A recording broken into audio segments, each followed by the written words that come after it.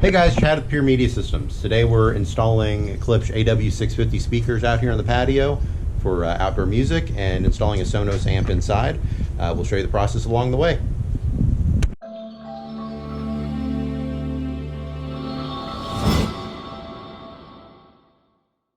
Alright guys, we just used our hammer drill here and drilled a hole right in here. Let me show you.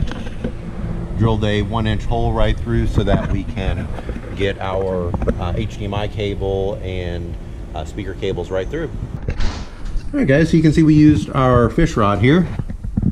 So we actually use a magnet on it just in case you can't get stuck in the wall and you don't want to try and force it, that we use magnets to get through. So got help on the other side pushing it through, and we're just going to pull it through here. And there we go. There's our cables.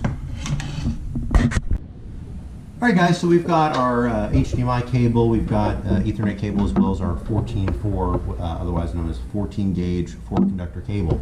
So it has 4 sets of 14 gauge cable, which we use for 2 different speakers. It makes it so it can have a much nicer clean run outside along the brick line, so we can have just essentially one jacketed cable, which we can split apart at each speaker. So we're going to go ahead and start stripping these and putting them to our keystones here, which will provide a really nice clean look here, so we can use individual jumpers and short HDMI cables, so it's not just a hole in the wall or even with a brush plate. Allows, in case something gets cut or something along the lines inside, we don't have to run a whole new cable, and let's say the homeowner decides to move, they can take all their equipment with them if they like, and it leaves a nice setup for the next homeowner. So we're going to go ahead and get everything going, watch what we're doing.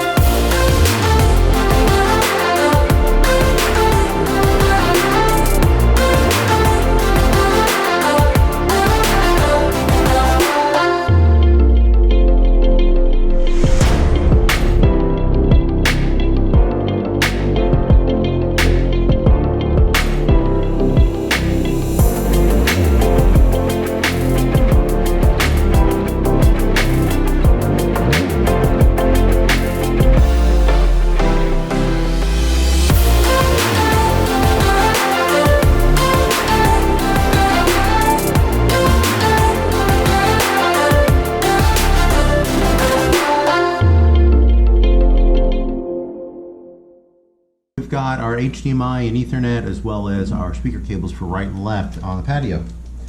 So we've got all that to a nice wall plate here, as you can see, just like that. So we've got our Sonos amp plugged into power. We got it all set up through the app.